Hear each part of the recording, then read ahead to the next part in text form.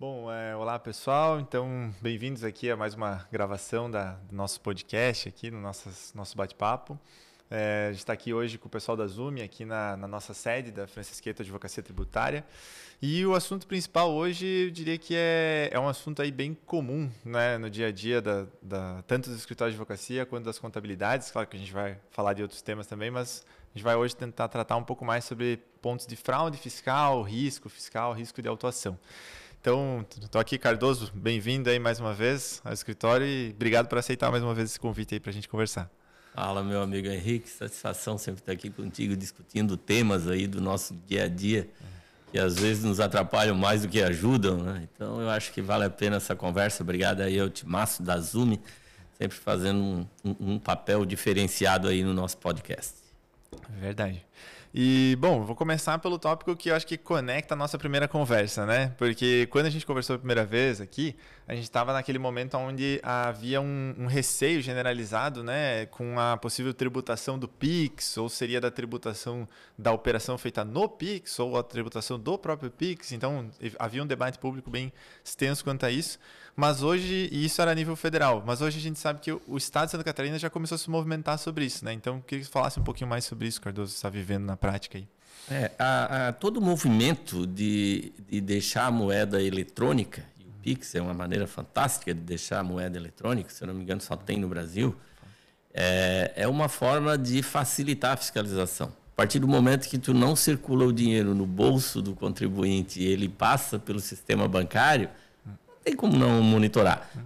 A famosa discussão ali do decreto, da lei do Pix, lá que eles maquiaram ela, falando que era para ver os depósitos altos. Na verdade, a lei permitia que a Receita Federal, que os estados acompanhasse no sistema bancário a movimentação bancária dos contribuintes, sejam eles pessoas jurídicas ou pessoas físicas. A gente já vem há algum tempo, viu, Henrique, falando para os nossos clientes, Pix cai. O que eu falo é que a minha preocupação não é o momento que o Pix começa a cair, é se o governo resolve voltar 5 anos para cobrar. Aí não fica inviável para as pessoas pagarem. Então, a gente já vem orientando há algum tempo para mudar isso. Inclusive, o Estado de Santa Catarina já começou as notificações pela movimentação em Pix. A malha fiscal do Estado já trata isso. Então, as notificações antes vinham apenas com a movimentação do cartão de crédito, agora já veio a movimentação do Pix. Então, o Estado de Santa Catarina já está pegando, a gente tem clientes do Mato Grosso já está olhando isso, temos clientes em vários estados e os estados se comunicam. O sistema é o mesmo, eles já estão olhando isso, não tem mais como fugir. Não, e é interessante, sim, de fato, a nível nacional a gente já vê essa movimentação em vários estados. O nosso estado de Santa Catarina muitas vezes parece realmente até mais avançado do que a fiscalização federal, né? Nas malhas, nos cruzamentos aqui, é muito intenso. E eu lembro que a gente conversava sobre isso da outra vez, até relembrando que já existe um SPED dos bancos, né? A tal da e-financeira lá, que os bancos enviam para o governo federal. Isso desde, se não me engano, em meados de 2009, 2010, já existia essa obrigação. Daí, coisa na faixa de conta bancária que movimenta em torno de R$2.000 no semestre já entra nesse radar. Então, a gente sabia que isso ia acontecer, né? Quer dizer, avisando sempre, mas eu confesso que me chamou bastante atenção quando eu fiquei sabendo, agora poucas semanas atrás da data que a gente está gravando hoje, dia 16 de julho, né? Que começou, de fato, aqui no estado, né? Então, mais do que nunca, Pix é dinheiro, né? Tem que pagar imposto. Eu tenho uma situação de um cliente meu que ele coordena as turmas de futebol. E eles fazem um rachão ali do churrasco, o rachão da quadra, cai tudo na conta dele. Tu vai ter que justificar. Se tu tem lastro no teu imposto de renda pessoa física para justificar isso, se não, eles vão ter que organizar essas entidades, ter um CNPJ, ter uma continha específica para movimentar, porque vai cair na pessoa física. Não tem como não cair. Né? E a pessoa jurídica já existe a fiscalização do Estado diretamente. Eu acho que a Receita Federal é mais lenta. Né? O Estado é muito rápido. O nosso Estado é muito rápido. E a gente, como eu falei antes, temos clientes em todos os estados aí praticamente. A gente vê que a fiscalização em Santa Catarina ela é diferenciada, seguida pela do Rio Grande do Sul, que está bem ativa também.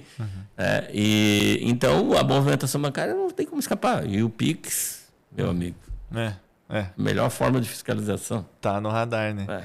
Não, e até seguindo nesse tópico, assim, pensando um pouco, até puxou uma questão que eu acho que é importante, como que a pessoa física vai justificar esse tipo de situação, né? E a gente tem alguns pontos importantes no próprio imposto de renda da pessoa física, que hoje a gente sabe que, assim, tecnicamente, é muito raro que exista uma fiscalização de pessoa física, né? O que a gente tem na pessoa física, essencialmente, é malha fiscal, para falar em termos, assim, da semântica aí da Receita Federal, né? E essas malhas que, até onde eu saiba, hoje a gente já está com em torno de 130 cruzamentos de dados diferentes que a Receita faz, inclusive com o dado bancário, mas com vários outros, né? Então, esse ponto do imposto de renda, eu acho que, e indo na linha da nossa conversa de fraudes, eu acho que é um tema interessante, porque uma das coisas que me chamava a atenção, desde quando eu fui fazer minha primeira declaração de imposto de renda, era: já declaram dinheiro em espécie, inclui um valor em espécie. Na época eu recebi essa orientação, né? Não sei se tu já viu acontecer alguma coisa assim. Essa metodologia antiga de declaração, isso aí já acabou, né? Por quê? Primeiro, existe a fiscalização tio Patinhas da Receita. Perfeito. Valores em espécie declarado no imposto de renda, eles podem ir lá pedir para ver o dinheiro. Uhum. E teve um ano, acho que faz uns 2 anos, que eles fiscalizaram acima de 100 mil. Todo mundo declarou acima de 100 mil e recebeu a notificação. Uhum. Não tiveram braço para esticar a fiscalização, mas é um sinal que eles estão olhando para isso. Né? Os cruzamentos de dados, ele chega ficou muito fácil para a Receita. Por exemplo, Detran vai começar a passar a informação da movimentação de carro. Uhum. Então, não, beleza, eu declaro 31 de dezembro de um ano, que é o que eu tenho na conta, carro, patrimônio, e eu declaro só 31 de dezembro do outro ano. Então, o que eu passar pela minha conta, o que eu comprar e vender de carro durante o ano, eu não declaro. Mas o Detran declara para a Receita. Ela vai ter essa movimentação. Daí, se tu não teve ganho de capital, está funcionando como uma revenda de carro na pessoa física, vai cair. Esse é um dos pontos que eles já pegam. Outro ponto muito interessante é a questão dos imóveis. Tá? Os imóveis, hoje o cartório, tu vai preencher ali no imposto de renda os imóveis, tu tem que colocar a inscrição imobiliária, tem que colocar a matrícula do imóvel. Então o cartório também faz uma declaração com essa movimentação. É comum a gente estar fazendo um imposto de renda e o cliente fala para nós: não comprei nada, mas já vem na pré-preenchida, que agora tem a declaração pré-preenchida da Receita, que tu baixa, tudo que a Receita sabe já está ali. E está lá a informação do cartório, aquisição de apartamento tal, valor, está descrito ali, tu não tem mais como fugir. Vai ter a movimentação dos imóveis, já tem, vai ter as do veículos, acredito que na declaração de 2026 já vai aparecer, esse ano eles não apareceram. A movimentação dos bancos já vem da pré-preenchida, aluguel através da DIMOB. Outra coisa que se fazia antes no imposto de renda, arruma recibo médico, arruma recibo de dentista. Não existe mais isso. O dentista que dá o recibo, ele é obrigado a preencher o carnê-leão. E a Receita já está sabendo que ele te deu aquilo ali. Daí, se tu faz um recibo depois e não tem lá o preenchimento do carnê-leão no mês, vai cair malha. Não tem mais como fazer essas fraudezinhas antigas que o pessoal costumava fazer no imposto de renda. Eu te confesso que desde o início eu fui avesso a isso. Deixei de fazer muito imposto de renda, porque eu pensava: não, mas eu tenho uns amigos, vão dar uns recibos. Eu não pegava não, porque pois o problema é meu, eu que tenho que estar correndo atrás para retificar, para ajustar. Né? Eu acho que esse último ponto acho que é bem importante, porque depois o problema cai para quem fez o serviço, o trabalho, né? Seja o advogado numa consultoria, seja o contador numa declaração de imposto de renda, por exemplo. É um cuidado que o profissional também tem que ter quando não consegue se afastar de uma situação ali que fica nessa zona cinzenta, preocupante. Você pelo menos ter um registro, ter uma ata de reunião, né? Ter alguma coisa sinalizando que você consegue comprovar que você informou o seu cliente que havia esse risco, né? Porque senão, no final, daqui 3, 4, 5 anos, como você disse antes, o receio é de que a Receita pegue os últimos 5 anos. A gente sabe que na prática é muitas vezes o que eles fazem, né? Então você tem, às vezes, um cliente sendo notificado 4 anos e meio depois de um problema, de uma declaração, e aí ele não lembra mais que o contador tinha avisado ele que isso podia acontecer. E aí ele vai cobrar do contador essa responsabilidade, né? E se foi uma orientação do advogado, vai cobrar do advogado. Então, a gente também, como profissional, nesses cuidados, tem que tomar muito, tem que ter muito cuidado. Nós temos um código de ética que nos norteia. O profissional ele tem que levar isso muito a sério. Quando eu fazia faculdade, a gente foi fazer as camisas, eu não sei se já te contei essa história da faculdade, e daí o pessoal escolheu uma que era um cara com uma marreta, estourando assim os números, se não fechar, a gente fecha na marreta. Eu não vou usar essa camisa. Eu não estou fazendo faculdade para fazer falcatrua. Eu não tenho que dizer ter o resultado que o cliente quer. Eu tenho que ter o resultado que a documentação que ele me fornece me dá. Então, maquiar, depois daquele caso da Parmalat lá há um tempo atrás, aí o pessoal ficou mais ligado nisso, mas maquiar a declaração, maquiar a informação contábil, isso não existe. Não, e assim, é interessante também, na minha experiência, os clientes que eu conheci, que eu tive, que eu atendi, que tinham mais esse costume de tentar evitar o imposto, de tentar fazer alguma manobra para não pagar, geralmente eram os que tinham a pior gestão financeira. Porque o cara faz tanta manobra para tentar evitar o imposto que no fim, eu já tive situação de cliente em contextos assim, que ele entrava um valor por fora, que ele não declarava, o outro não sei o quê.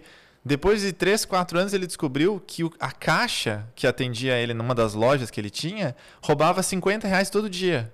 Há 4 anos. Ela pegava ali, passava um valorzinho no bolso, não sei o quê. Foi difícil para a gente comprovar com a câmera, porque ela já tinha tinha uma câmera para isso, mas ela tinha já uma técnica ali de como fazer aquilo.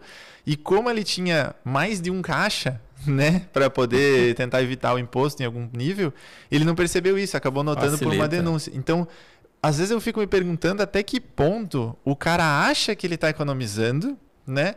E não faz um planejamento tributário dentro da legislação, e depois ele perde tanto. Quanto que ele perde, quanto que ele deixa de economizar por ter uma gestão financeira ruim, por não saber quanto que é o seu verdadeiro fluxo de caixa, por não saber precificar, por não saber o que ele tem disponível para tomar um empréstimo. Daqui a pouco você tem alguém roubando ele mesmo, como foi esse caso do meu cliente.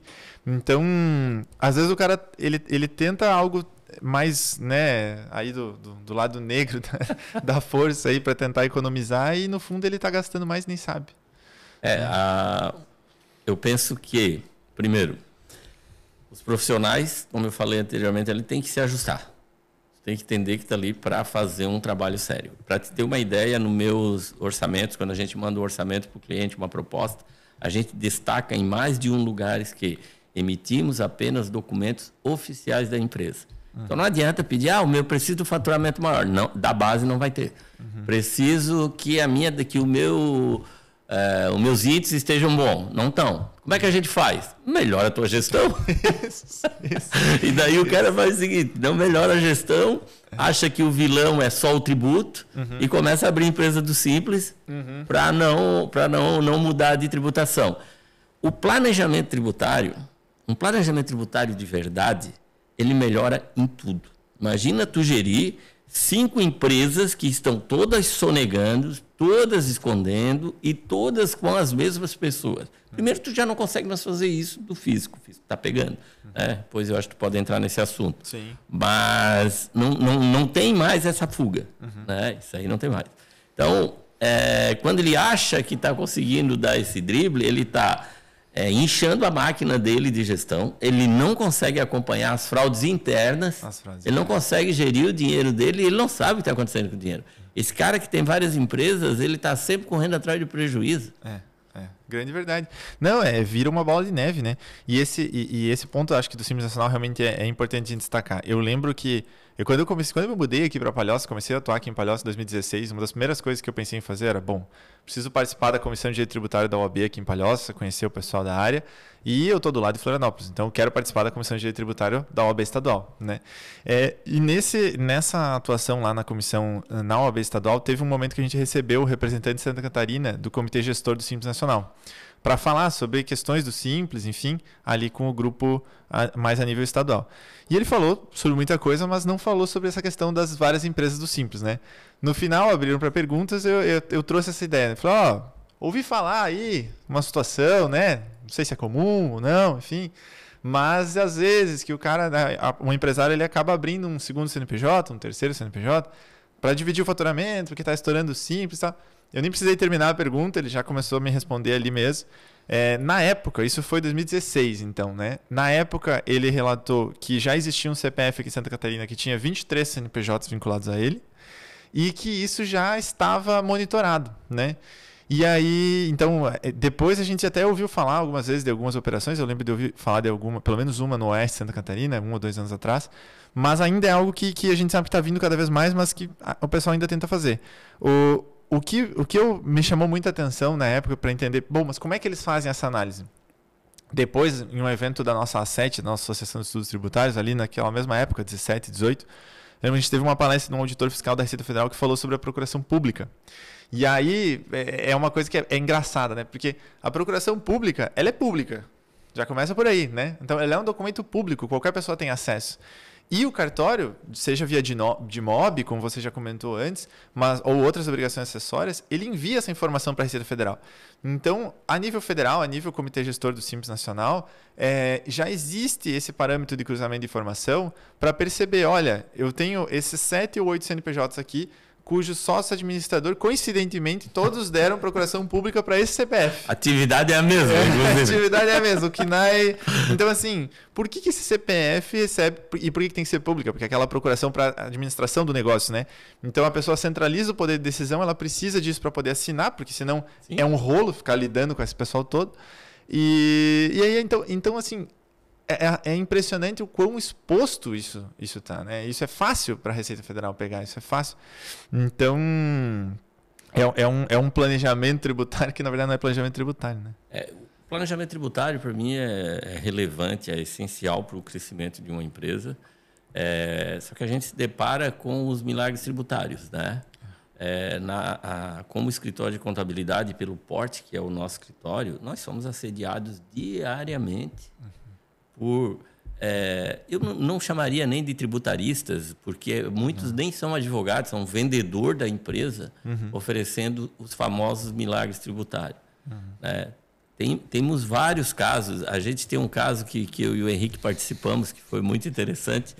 Um cliente disse que conseguiu uma empresa de sistema que ela ia trabalhar com todo o faturamento dela sem precisar emitir nota nenhuma e sem precisar tributar.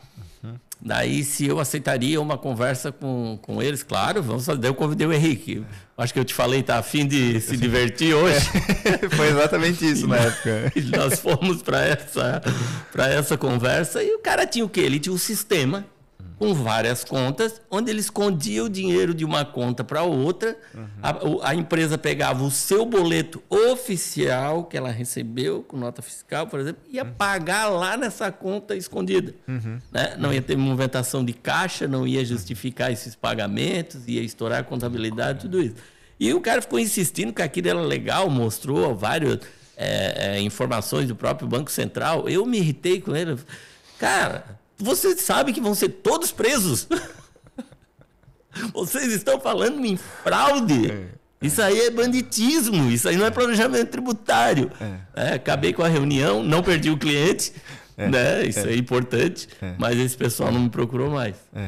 Não, eu lembro assim, que o clima ficou pesado em certo momento ali, mas é justificadíssimo, né? Porque de fato assim, é uma manobra de sonegação explícita, né? E uma coisa que me marcou nessa conversa, e aí eu acho que é até interessante a gente comentar, porque eventualmente mais alguém pode receber a proposta nesse sentido.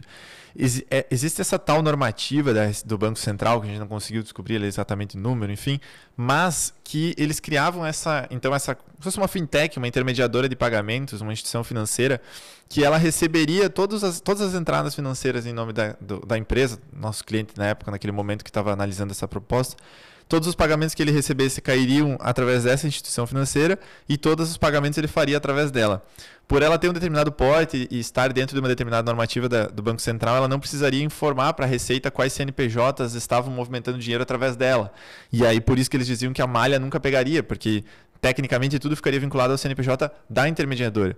Mas aí você tem alguns desdobramentos interessantes, né? O primeiro, se o seu CNPJ não aparece em lugar nenhum, já começa que você não tem uma conta bancária. Aquilo ali, na verdade, era a conta da própria intermediadora, que o nosso cliente teria acesso por um login e uma senha que eles nos dariam. Se em algum momento essa intermediadora tirasse esse login e essa senha desse cliente, todo o caixa dele, todos os pagamentos dele, toda a reserva dele que ia estar lá dentro, na verdade ele não ia ter nem como, porque assim, a conta nem era dele, né? Nem era ele do CNPJ dele nem aparecia. Então, mas você tem o aplicativo com o login e a senha. Sim, mas isso aí não é nada, né? Quer dizer, você está acessando meio que quase como uma conta de um terceiro. Então, e aí era assim que eles diziam, então, que não precisava pagar imposto nenhum, que ia ficar tudo certo. De forma legal, segundo eles. De forma legal. Não, porque tá com base na normativa do Banco Central. Gente, isso não significa nada, não é assim que funciona. Como é que essas pessoas, como é que esses funcionários iam receber o salário? Da onde ia vir esse dinheiro? Imagina o cruzamento de dados, a gente falou agora da Receita Federal, mais de 120 cruzamentos de dados só no imposto de renda da pessoa física, fiscalização do PIX. Então, quer dizer, você vai trazer o faturamento todo do seu negócio, não vai ter nenhuma conta bancária aberta no seu CNPJ, vai pagar todos os fornecedores, todos os funcionários, vai distribuir lucro, vai entrar na sua conta e esse dinheiro está passando para onde? Entra num buraco negro e sai do outro lado, quer dizer. Aí, Henrique, já entra na interpretação da lei, né? As pessoas costumam interpretar a legislação de acordo com a sua conveniência. Né? Então, vamos lá.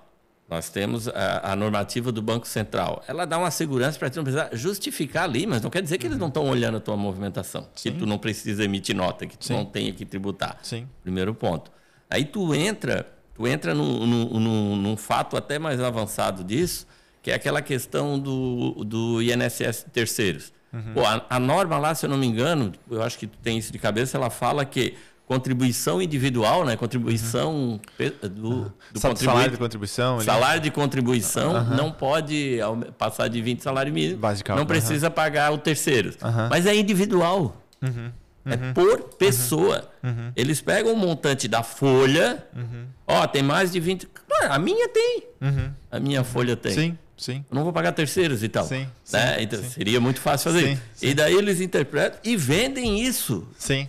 Vendem isso como uma verdade. Eu tive casos já de empresas que eu acompanhei que compraram essa história, depois recebe a notificação da empresa e quem vendeu não devolve a comissão que levou. Não. Né? Então, não existe esse milagre tributário, não dá para acreditar nisso aí. E foi bem interessante. Esse foi um dos assuntos mais importantes dos últimos anos, eu diria, né? em termos de fraudes, né? Porque foi um dos assuntos que mais circulava. Mas, e eu acho que ele serve como gancho para um ponto que eu até nem tinha lembrado antes, mas que acho que é importante a gente comentar, que são as tais das ações coletivas, né? Porque, vamos lá, nós temos uma relação muito próxima, né? O Cardoso hoje é do Conselho Superior da CIP, né? Já foi nosso presidente da associação. Da CIF também. Lá. Da CIF também, Florianópolis, a Associação Empresarial aqui, então, de Palhoça, a Associação Empresarial de Florianópolis. São instituições sérias. Essas associações, a gente tem ações judiciais em benefício dessas associações.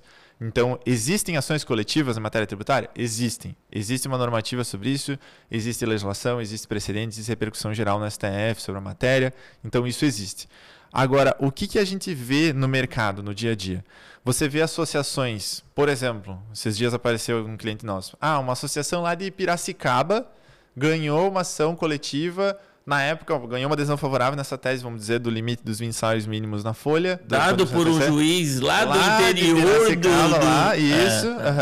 Então, que transitou em julgado lá atrás. E aí, o que esse vendedor de crédito vem e diz assim, olha só, a associação é de lá, mas o estatuto da associação diz que ela pode ter empresas de qualquer lugar do Brasil. Então, você aí de Palhoça pode se associar aqui e você vai se beneficiar dessa ação coletiva que a gente já ganhou e você vai conseguir aproveitar esse crédito. Então, gente, não dá. O estatuto da associação não significa que ela pode se beneficiar da decisão da ação judicial.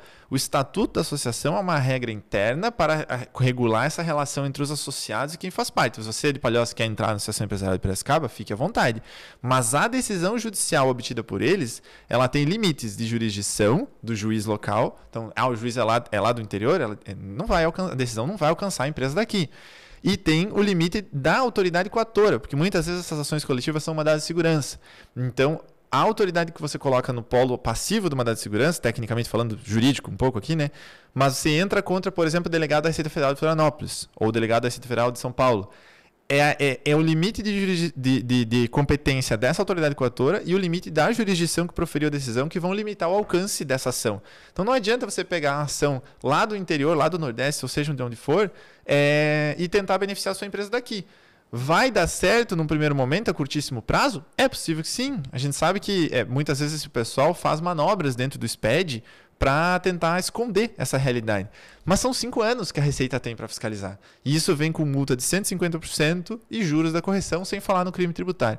Então, eu acho que foi importante a gente também registrar aqui essa questão das ações coletivas. Existe ação coletiva em matéria tributária? Existe. Mas tome muito cuidado na análise, porque essa questão, se você pensar só nessa questão do alcance da jurisdição, da região onde ela foi decidida aquele caso, você já consegue filtrar aí consegue se afastar do problema. Né? Acho que tu pode usar, a gente pode usar os argumentos que esses vendedores de ilusão aí, né? E eu não estou falando de advogados, vou reiterar isso aí, não são escritórios de advocacia que vendem isso. Geralmente os escritórios de advocacia trazem coisa séria. Mas aí tem o cara lá que montou uma equipe tributária formada por 2 vendedores, sabe? E que está vendendo aquilo ali. Então, os argumentos deles, se tu prestar atenção, tu já consegue ver o que é certo. Ah, não, mas nós temos uma liminar de um juiz do interior de Piracicaba. Era uma liminar. Com isso, eu vou deixar de pagar 8 milhões, vou pagar 20% para a equipe tributária, né? 1.600.000 para ele e tá tudo certo. Né? Beleza, economizei.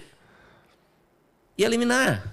Primeiro que ela vale lá dentro daquele espaço.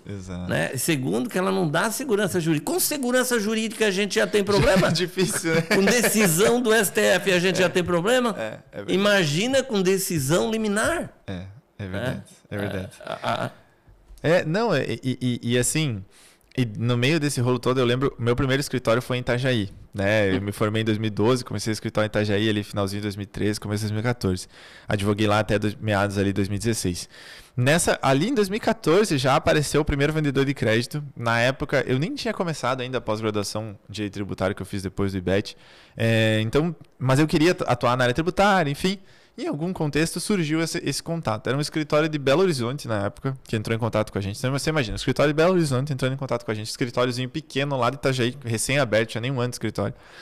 E ele, olha, a gente tem aqui um direito creditório, né? Um valor aqui perante... Eram créditos do Tesouro Nacional, do sistema CIAF, alguma coisa nessa linha.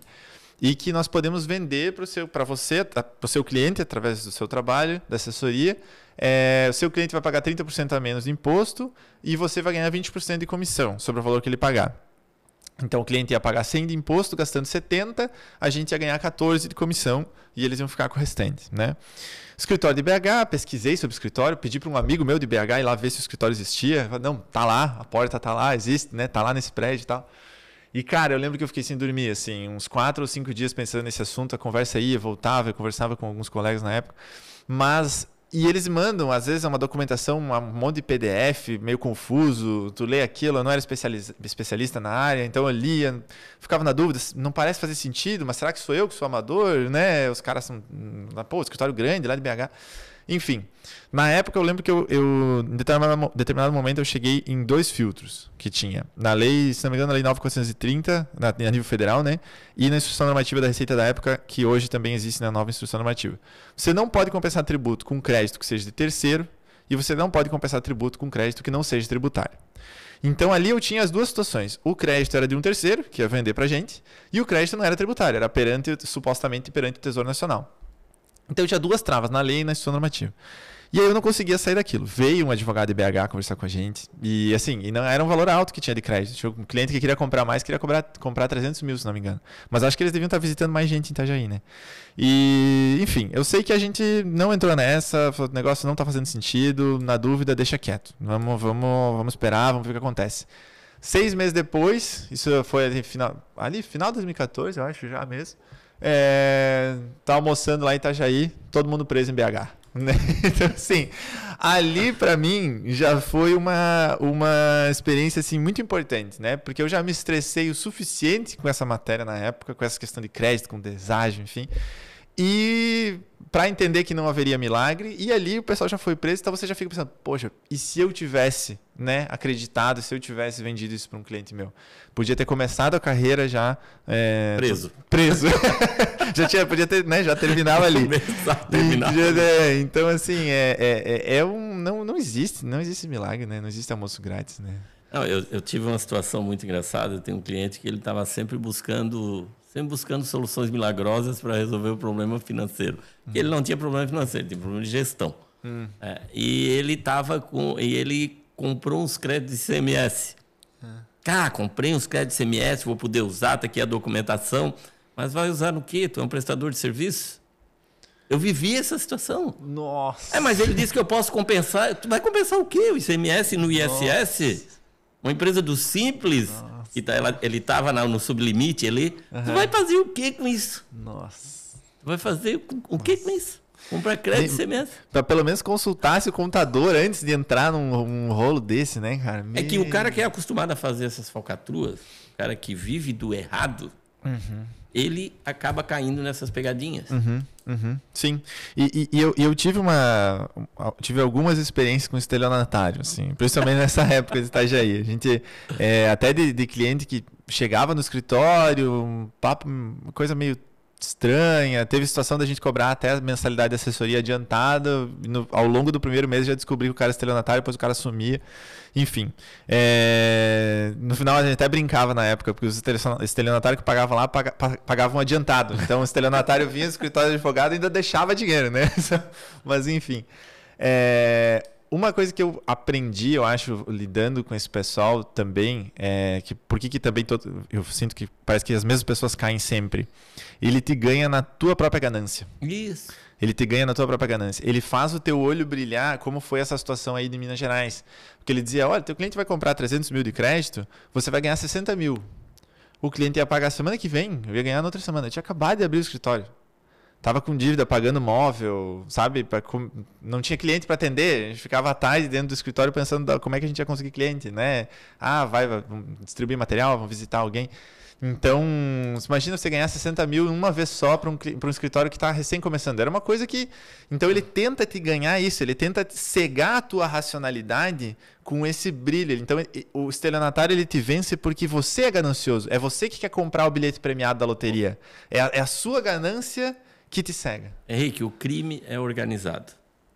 Olha, eu tenho uma frase que eu uso em várias situações, que é o seguinte: o diabo sabe para quem aparece.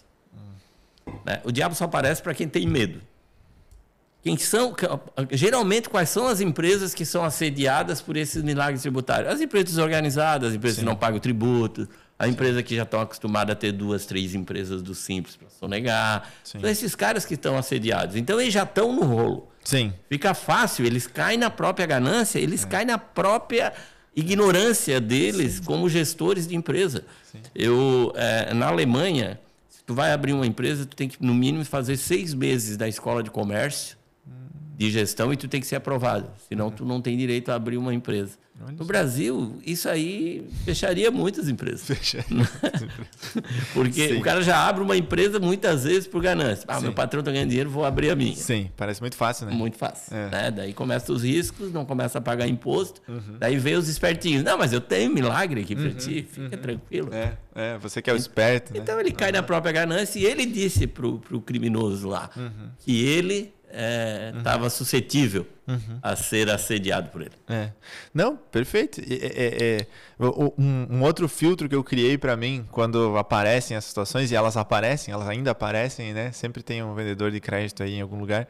É justamente assim, ele tem um crédito que pode pagar tributo federal com 30% de desconto. Ele quer vender mais barato? Ele quer vender mais barato. Mas é porque ele tem muito, ele tem 500 milhões, ele tem 1 bilhão. Cara, Magazine Luiza trabalha com margem de lucro líquido de 3%, 2%. Pega um grande varejista desse nacional, ele compra esse crédito inteiro no Pix, agora, se isso for sólido. Sim. Pagar tributo federal com 30% de desconto para o cara que tem margem de lucro líquido de 2%... é revolucionário. Ele paga muito mais tributo do que a margem de lucro líquido dele. Então, se ele tiver 30% de desconto no tributo, ele economiza muito. Então, por que esse vendedor ele não acessa essas empresas que podiam comprar todo esse tal direito creditório de uma vez só e comprariam para ontem? Justamente porque ele não vai passar na assessoria jurídica. Lá tem governança, tem compliance. Tem compliance. Né? Pega uma empresa que não tem compliance, é fácil de tu vender qualquer coisa. Mas essas empresas têm compliance, eles analisam tudo. Sim. Tem como chega lá vendendo milagre. Sim. Não, e até a gente falou um pouco também sobre esses movimentos de abrir vários CNPJs simples, ou buscar esses milagres. E às vezes o pessoal tem uma sensação de que, tudo bem, mas se der algum problema, ainda vou ser notificado e eu vou poder me defender, e aí vai levar anos para a coisa terminar, e aí eu abro outro CNPJ e vai ficar tudo assim, vai ficar, né, não vai dar em nada, né? Eu tive uma experiência de uma situação de um grupo familiar, era uma família que eram sócios, tinham sido sócios de vários CNPJs ao longo dos anos, e foi um trabalho feito aqui pelo Estado de Santa Catarina, na época, não sei se ainda existe esse grupo, mas eu lembro que era no NUGRAD, Núcleo de Grandes Devedores, era um grupo dentro da Procuradoria Geral do Estado aqui, especializado em grandes passivos, era um passivo de em torno de 15 milhões, se não me engano, na época, acumulado entre vários CNPJs. E era, de fato, assim, uma situação bem enrolada. Era uma situação em que haviam vários CNPJs, alguns que já tinham sido baixados, eram vários CPFs que já tinham sido sócios e voltava. Eles abriam, deixavam a dívida, fechavam, abriam um novo, nome do outro, fechavam. E era uma família, né? Pai, mãe, irmãos, sobrinhos, enfim. 7 ou 8 CPFs. O que esse trabalho, esse pessoal do NUGRAD fez, é aquele trabalho que até a gente, como advogado, analisando para fazer alguma defesa, chamava atenção. Você fala, caramba, que trabalho bem feito, assim. Porque você via ali que tinha pelo menos uns 6 meses de investigação por trás, e você tinha ali um rastreamento histórico, desde o primeiro CNPJ daquela empresa, onde eles tinham aberto o endereço, que o endereço se repetia, a contabilidade, o KNAI, o telefone. Então, e aí passava de um sócio, passava para o outro, e mantinha o endereço, e mantinha a identidade visual, a marca, com foto. Então, eles fizeram essa investigação toda e entraram... mas então daí ele vai me notificar para me cobrar esse imposto? Então, nesse caso, eles entraram com uma medida, se não me engano, cautelar fiscal na época, que foi então um pedido judicial, com toda essa comprovação, aonde eles já pediram em segredo de justiça que o juiz determinasse liminarmente o bloqueio de todas as contas bancárias de todos os CNPJs, de todos os CPFs e de todos os bens, carro, imóvel e conta bancária de todos os CNPJs e CPFs. Essa família acordou e não conseguia movimentar nada do aplicativo do banco. Sim, está de manhã em casa, não consigo transferir dinheiro. O que aconteceu, né? Aí até entender, falar com o banco, tem uma decisão judicial, um processo número tal. Que processo é esse? Está em segredo de justiça. Tá? Então, até você entender, então, eles tinham um problema até naquele momento, até para nos contratar. Porque a família toda estava com bloqueio na conta bancária. Então, não é bem assim que não vai dar em nada. Quer dizer, porque ali o Estado já foi muito mais estratégico. Ele entrou primeiro bloqueando tudo, para depois discutir a cobrança, porque ele tinha indícios de que ali tinha uma fraude muito, muito complexa, muito aprofundada, vamos chamar assim, né? Então, eu acho que cada vez mais a época desse tipo de estratégia passou, né? E eu vejo que vem diminuindo, porque antes até empresas maiores caíam nessas conversas, hoje já não cai. Hoje eu reitero aquilo ali de que vão exatamente em cima de quem se enrolou, quem está enrolado, quem busca está no rolo. Uhum. Eu acredito que esses vendedores de milagres, eles tendem a parar, porque a fiscalização não vai deixar esse pessoal ir para frente. Eu tive uma situação de um cliente nosso assediado por uma movimentação tributária horrível. A gente viu que era fraude. Recomendamos, inclusive, o cliente fazer uma denúncia. E ele fez a denúncia e o pessoal está preso. Então, eu acredito que esse pessoal vai diminuir. Então, o mercado ele vai ficar pronto, ele vai ficar disponível para quem se especializar, para os bons profissionais. Né? Quando a gente fala para outros contadores, eu costumo dizer, já começa pensando grande, agindo como grande e não fazendo falcatruazinha para pegar cliente. Perfeito. Né? Eu tive situações, o cliente queria fazer algumas situações de abertura de empresa que eu discordo, eu não tinha como fazer. Mas no dia seguinte ele tinha um escritório que fazia para ele. Sim. Né? E muda de contabilidade, vai para lá fazer, não tem problema. Mas esse cara ali, ele vai ser sempre pequeno. Ele vai estar sempre lidando com os enrolados, com o cara que atrasa o pagamento do honorário dele, o cara que está sempre pedindo serviços extra. Olha lá a guia do mês passado que eu não paguei. Vê, agora eu preciso de uma negativa, me faz um parcelamento. Paga a primeira, não paga mais. Esse cara vai estar trabalhando o dobro, ganhando menos, e ele vai ser sempre pequeno. Né? Os profissionais que crescem, eles crescem porque eles pensam grande. Pensam grande. Né? Olha para frente, não... Eu acho que essa referência do pensar grande eu acho muito boa, porque o que a gente vê hoje na prática, muitas vezes falando em termos de sonegação tributária, é que quem consegue ainda, e concordo que isso vai acabar e que isso está acabando, mas quem ainda consegue deixar de pagar algum imposto no Brasil, geralmente são as empresas menores. Os grandes são muito fiscalizados, pagam muito.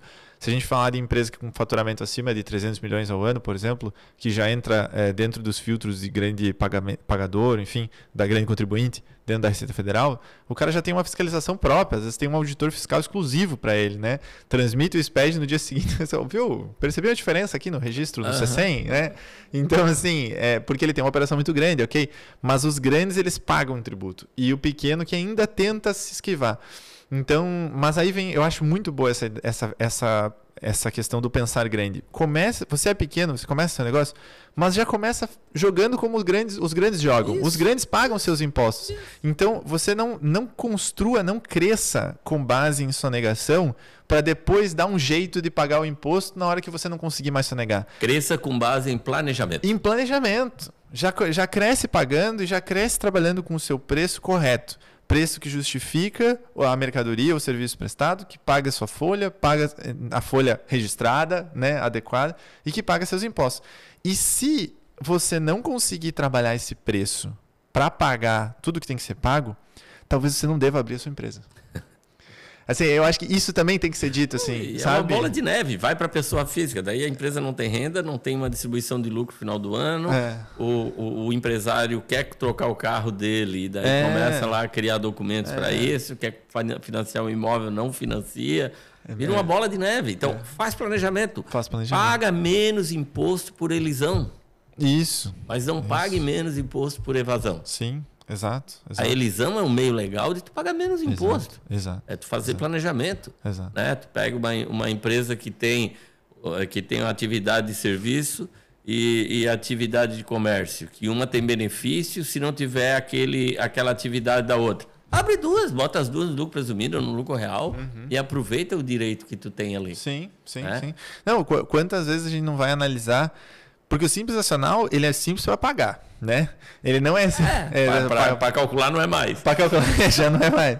E assim, se você olhar do ponto de vista jurídico, ele também é bem estranho. Você tem INSS sobre faturamento, imposto de renda sobre faturamento, tudo dentro de um boleto único, mistura estadual, federal, municipal, enfim. Então, assim, do ponto de vista teórico, ele não é simples. Do ponto de vista de declaração, não é mais simples. Para pagar o boleto é fácil, que é um só. Mas muitas vezes você vai ter situações onde o cliente está pagando mais no simples do que ele pagaria no lucro presumido bem estruturado. Ou às vezes ele tem uma margem de lucro tão baixa que a gente já teve cliente no lucro real com faturamento de 5 milhões no ano. Né? Quer dizer, ele estava ali, já tinha passado o teto do simples, mas tinha passado há pouco tempo e já foi direto para o lucro real, porque ele tem uma margem de lucro muito baixa. E aí, às vezes o cara está pagando mais no simples, ele está numa faixa alta do Simples Nacional, pagando 16%, 17%, 18% e não percebe que ele poderia estar no lucro presumido pagando menos, que ele poderia estar no lucro real pagando menos. Então, o planejamento tributário ele vale para todos os níveis. Né? Vai buscar TTD, vai buscar tratamento tributário diferenciado. Sim. Vai ver as leis de incentivos que tem. Palhoça tem. Sim. Tu vem construir, tu ganha isenção de taxa, tu ganha vários tipos de isenções. Muito bem. E ninguém passa isso para o seu cliente, tem que passar. Justo. Né? Pô, ele vai pagar menos tributo de forma legal. Em vez de vir para cá, abrir 3, 4 empresas, aproveita o que o município tem. O incentivo, tem incentivo para desenvolvimento da educação, tem incentivo para desenvolvimento de tecnologia. A lei está aí. Nós participamos da elaboração de muitas delas, né, Henrique? Sim. E as pessoas não divulgam, não vão atrás, ficam lá naquele pensamento antigo de criar jeito de não pagar a guia, de não botar o valor que recebeu na guia do tributo. E às vezes com planejamento paga uma guia bem menor e tem a sua renda toda de forma quente. Quente, declarada. Não, e foi importante você falar essa questão dos incentivos até aqui locais, porque até um pedido que o pessoal da Associação Empresarial tem feito para a gente divulgar mais esses benefícios, né? Não, até aproveitar esse espaço para comentar. De fato, a gente participou junto, inclusive da criação da Lei do Domicílio Fiscal, da Liberdade Econômica aqui no município.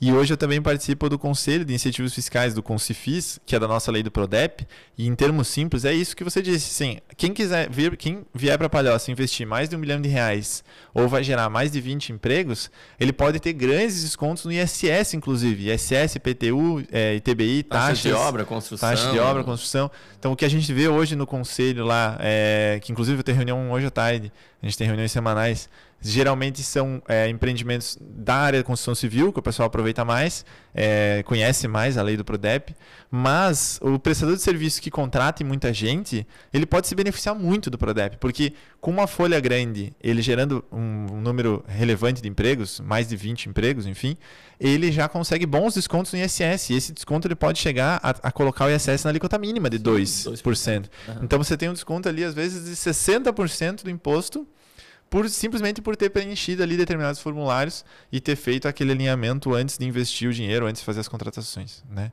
Então, é isso. Buscar esses caminhos legais, buscar a elisão, tem muita coisa para fazer, né?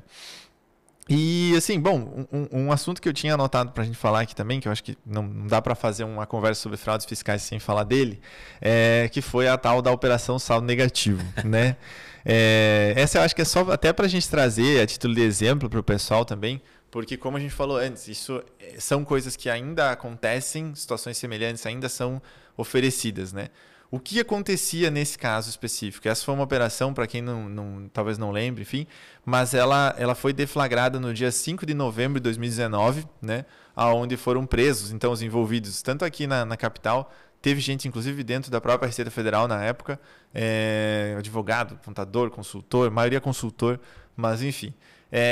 O que eles faziam? Eles vendiam para a empresa um suposto direito creditório, de novo, com 30% de desconto para pagar tributo, enfim, deságio, etc. E você assinava um contrato, compra e venda no cartório, fazia escritura, firma autenticada, aquela coisa. Ok, comprei o crédito. Aí você dava acesso ao sistema da Receita Federal, ECAC, para esse pessoal.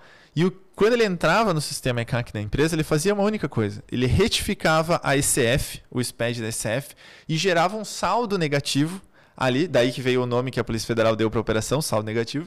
Então, ele gerava um saldo negativo que não existia, numa competência, num exercício que a empresa teve lucro fiscal. Mas com aquele novo saldo negativo, aquela DARF de imposto que tinha sido paga na época se tornava um pagamento indevido, então ele usava aquilo para compensar o tributo atual.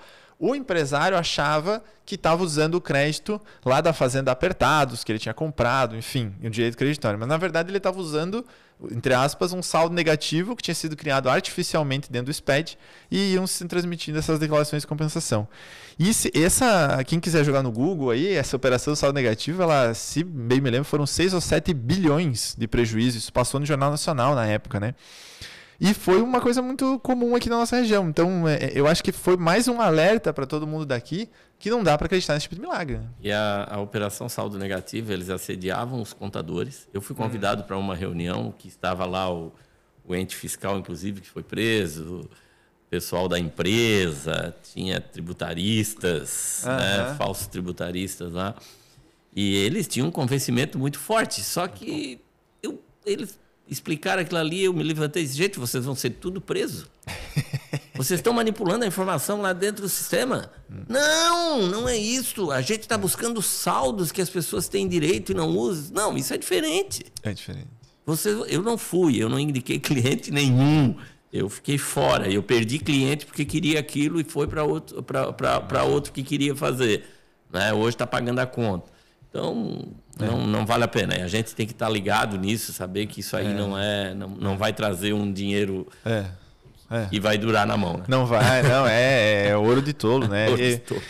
Para mim, assim, a minha sorte ainda foi porque na época fiz várias reuniões com esse pessoal, oferecendo essas parcerias, oferecendo essa comissão, e ainda tinha aquela conversa, mas grandes empresas já fecharam com a gente e você acha que não pode fazer? Quer dizer, o jurídico daquela empresa grande, teve algumas grandes, teve 6, 7 bi de prejuízo para o governo, eles venderam bastante desse crédito, esse suposto crédito, né? Então, e eu lembro em determinado momento que eu vim com aquelas minhas travas do início que eu comentei, né? Então, primeiro ponto, desconfiado, por que está chegando em mim esse negócio que é tão bom? Por que não está sendo vendido para alguém muito maior, né? Então, Se tá chegando em mim, já tá estranho. É bom demais para ser verdade. Depois, não você tá me vendendo um crédito que era da Fazenda Apertados, não é tributário, não posso usar crédito que não seja tributário para compensar tributo, como é que você dá volta nisso? E é crédito de terceiro, não posso usar crédito de terceiro para compensar tributo, como é que você dá volta nisso? Quando eu perguntei nesse sentido, a resposta, não me esqueça, era isso eu não posso explicar porque isso é a nossa expertise, né? A expertise. Sempre esses termos em inglês, assim, né? A gente que é mais simples, é mais do interior, expertise, cara, sabe? Então, e aí tu vê depois, e para mim foi muito marcante também. Então eu não me estressei tanto nessa época, talvez porque eu já tinha me queimado lá em 2014, já tinha, né, já sabia que esse negócio não ia sustentar, então, enfim. Mas essa história foi muito marcante para mim, porque no dia 5 de novembro de 2019, no dia que a operação foi deflagrada, até tem esse vídeo no YouTube do escritório, eu estava fazendo uma entrevista na Rádio Guarujá, em Florianópolis, sobre reforma tributária. Foi no momento da ação, né? Foi no momento da ação. Então eu tava lá na rádio, era umas 9 e tanto da manhã. Eu recebi um e-mail, recebi uma mensagem no WhatsApp de um desses caras que eu tinha contato, pedindo indicação de um advogado criminalista. E aí pensei, cara, acho que porque tu vê que interessante, ele veio pedir indicação pra mim. Em algum nível ele tinha ficado com uma boa impressão. Então, eu fui o chato, mas, né? Enfim. Se eu tinha algum advogado criminalista pra indicar. Eu só passei o contato do amigo e, né? Esse cara. Caiu a casa, né? Aí joguei no Google ali na hora. Falei, tá lá, operação saldo negativo deflagrada essa manhã em Florianópolis. E na entrevista na Rádio Guarujá, por isso que eu até comentei do YouTube, o cara me pergunta no final da entrevista: e essa operação que teve hoje de manhã aí, né, dessa fraude tributária, pode comentar alguma coisa? E aí eu falei algumas coisas do que a gente falou hoje nessa nossa gravação. Então, pra mim, foi um filme na minha cabeça, porque você imagina, eu passei ali em várias reuniões sendo o cara chato que não aprovava o que o jurídico da grande empresa tinha aprovado, para depois ali, um ano e tanto depois, eu tô dando entrevistas sobre a prisão do cara que conversava comigo, né? Então é uma coisa que tu assim, passa um filme e tu vê que, bom, tomei as decisões certas, né? Tomei as decisões certas aí nesse caminho, pelo menos é um caminho mais lento, é um caminho mais devagar, é um caminho que a gente tem que trabalhar muito, mas é um caminho sólido. A gente não vai ganhar dinheiro rápido. O assédio chega ao nível de quando a gente se posiciona sempre. A base se posiciona sempre que o cliente traz, estão trazendo essa informação aqui que dá para recuperar, a gente se posiciona, consultamos a Francesqueto aqui, doutor Henrique, o que o senhor acha disso? Ele nos passa a informação, em cima daquilo ali a gente responde o cliente, a gente tem uma análise tributária das nossas demandas aqui pela Francesqueto. E eu já tive situação da empresa, não, mas o teu contador está com medo de trabalhar. Eu tenho um contador que primeiro que já vai fazer mais barato para ti. E daí ele resolve. E o cara vai. Eu tive situações que o cara foi. Não adianta, não conseguiu. É complicado, porque às vezes o cara ele quer comprar um milagre. Ele quer pagar alguém que diga o que ele quer ouvir. E não o chato, né? O chato, não era isso que eu queria ouvir, não nós. Mas é isso, a gente tem um perfil de cliente que a gente atende e é isso que vai avançar.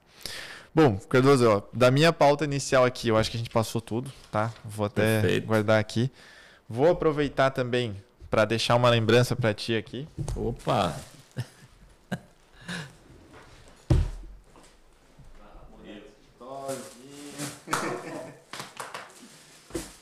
Vamos usar. Vamos usar. Tem que aproveitar. Maravilha. Tem que aproveitar agora. Isso aí Isso eu gosto bastante. Agradecer, Henrique, muito obrigado aí pela parceria. A gente realmente tem uma parceria sólida, verdadeira aqui. Não só porque estamos no mesmo prédio, né? As duas empresas. É verdade. Mas a gente já se conhecia antes disso. A gente faz um trabalho, somos muito parecidos na forma de pensar, forma de agir. E isso faz com que não só solidifique a nossa amizade pessoal, quanto essa parceria que funciona, né, com o escritório tributário de vocês.